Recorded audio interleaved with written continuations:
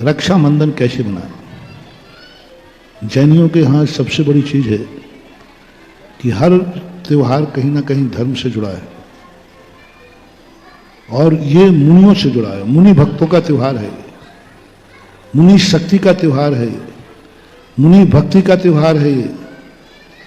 उन मुनियों के लिए जिन्होंने 700 मुनियों ने उपसर्ग सहन किया।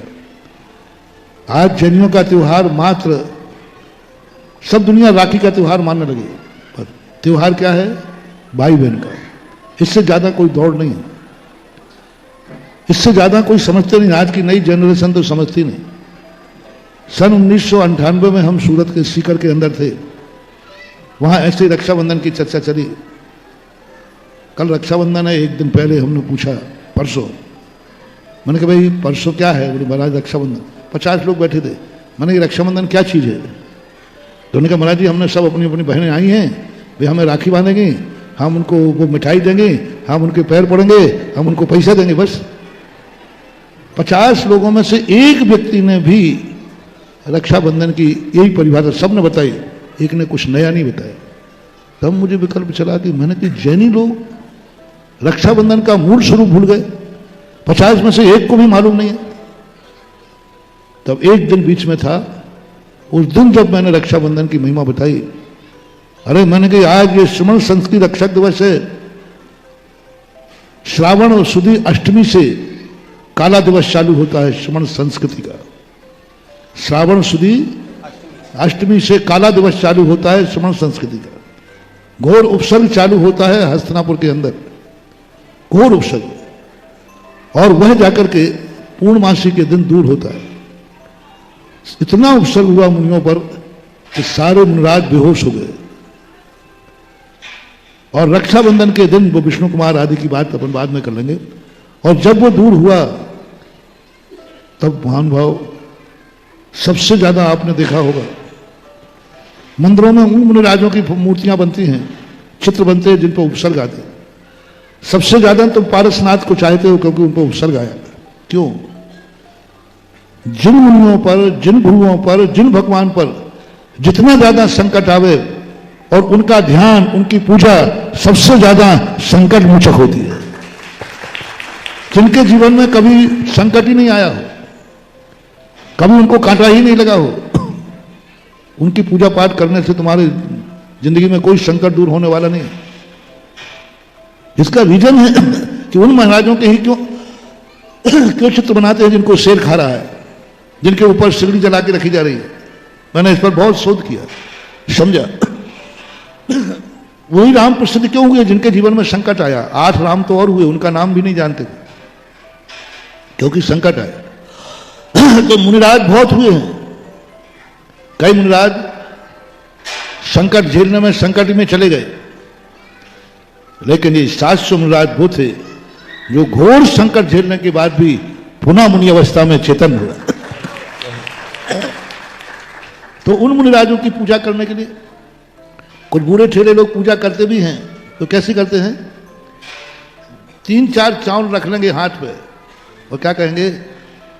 सप्त सैकड़ा मुनिसो जान, रक्षा करी विष्णु भगवान, परम गुरु हो जय जय नाथ। और हाथ पे क्या रखा है? एक भी फल नहीं है। ओम ह्रीम अकंपनादाचारी सप्त सैकड़ा मुनिराजाए अर्घम नृपामती। उन्होंने एक एक ने उपसर्ग सहन किया है, एक एक व्यक्ति ने अलग अलग उपसर्ग सहन किया है। हम उपसर्ग सहन तो नहीं कर सकते, लेकिन एक एक मुनिराज की उपसर्ग विजय के ऊपर उनको एक एक श्रीफल चढ़ा के नमोस्तु तो कर सकते हैं। सामूहिक नहीं, एक एक मुनिराज को एक एक श्रीफल चढ़ाओ, एक एक मुनिराज को अलग अलग नमोस्तु करो।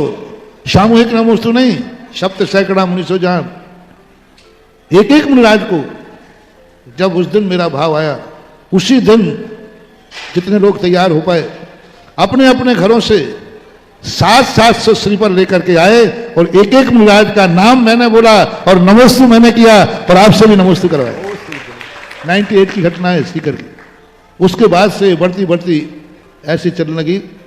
मुनि भक्तों के लिए बहुत बड़ा पर्व होता है महानुभाव, कि हमारी मुनि भक्ति पद कि मुनिराजों ने इतना उपसर्ग सहन किया तो एक श्रीफल एक मुनिराज को चढ़ाना है, एक परिवार को। कमेटी के द्वारा 700 नहीं, हाथ लगाने वाले 700 नहीं, एक परिवार अपने 700 श्रीफल लाएगा। और एक एक महाराज का नाम मैं बोलूंगा, नाम नहीं, जब बहुत ज्यादा हो जाते हैं तो नाम के स्थान पर नंबर चलते हैं। हमारे संग भी नंबर चलते हैं, क्योंकि इतने ज्यादा पुछीधारी हैं। 1 नंबर आरिका, 2 नंबर हो जाते। तो ऐसे ही नंबर से 1 नंबर महाराज को यदि अपन नमोस्तु करेंगे तो अपना नमोस्तु उन्हीं महाराज को होगा। और उन महाराज जो उपसर्ग जीत के आए हैं, उन 700 की एनर्जी अपन को ऐसी प्राप्त होगी। जब से मैं कभी किसी विधान में नहीं बैठता और ना मैं ज्यादा इसमें रुचि लेता हूं, लेकिन उस विधान में, उस 700 मुनियों में मैं खुद बैठता हूं और मैं अपने खुद से बोलता हूं, क्योंकि मुझे भी वो ताकत चाहिए है। मैं उपसर्ग से डरता नहीं हूं, पर मुझे वो ताकत चाहिए कि मेरे ऊपर भी उपसर्ग आवे और मैं 700 मुनियों जैसा सुरक्षित होकर निकलूं। मैं सीधे सीधे मोक्ष नहीं जाना चाहता। मैं कहता हूं संसार के जितने संकट हैं वे सब मेरे ऊपर आए और मैं उनको पार कर करके मोक्ष जाऊं। इसलिए उन 700 मुनियों की शक्ति जब मैंने ध्यान में किया तो मैंने कहा प्रभु मुझे भी वो शक्ति चाहिए। संकट आवे या ना आवे, कम से कम जब आ जाए तो मुझ में सहन करने की शक्ति आना चाहिए। जब से मैंने उन 700 मुनियों को नमोस्तु करना शुरू किया है, तब से मेरे में इतनी शक्ति आ गई कि कितने भी संकट आ जाएं मेरा मन कभी विचलित नहीं होता। आप लोगों से भी मेरा कहना है कि आप लोग, अब सागर प्रश्न आया है तो शायद ज्यादा देर नहीं बचे हैं। जितने मुनि भक्त लोग हैं जो समर्थ हैं, शक्तिवान हैं, वे 700 श्रीफल अपने घर से लाएं, यानी कमेटी व्यवस्था करें। आप लोग वो अपना अलग कर लेना, और पूर्ण परिवार अलग खड़े होकर के अपने अपने श्रीफल 700 चढ़ाएं। मैं यहां से बोलूंगा प्रथम मुनिराज, और आप वहां अर्घ्य चढ़ाएंगे। विगत वर्ष में कम से कम लगभग 150 से ऊपर नाम थे आगरा के अंदर। अब सागर में कितने नाम आते हैं वो नरियल आप लोग इकट्ठे कर लेना, सोच लेना, कमेटी व्यवस्था कर लेगी। आप लोग अपनी राशि दे देना, वो तुम्हें व्यवस्था करके 700 श्रीफल दे देंगे। अब वो 700 श्रीफल कहाँ चढ़ाओगे, कैसे चढ़ाओगे, वो काम आपका है। जहाँ हो सकता है जब तक बड़ा पंडाल तैयार हो जाए शायद।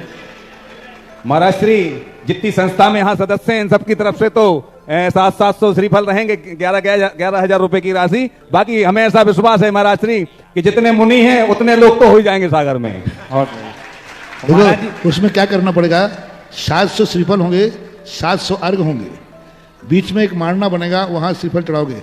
आपका परिवार साइड में खड़ा रहेगा, आपका एक परिवार आएगा, एक व्यक्ति उस 100 श्रीफल चढ़ाएगा, बाद में वो वापस हो जाएगा, परिवार दूसरा व्यक्ति आएगा, तीसरा आएगा, ऐसे 7 बार में 7 व्यक्ति श्रीफल चढ़ाएंगे।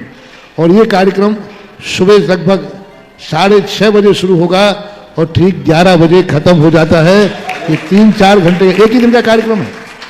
सुबह जल्दी शुरू करना, जितने जल्दी शुरू कर दोगे तो 6:30 के लगभग शुरू करो, और 11 के पहले पहले यह कार्यक्रम हो जाना चाहिए। 700 अर्घ होते हैं, तो आप आज से तैयारी शुरू कर दो। प्रश्न हुआ है तो बाकी ठीक है।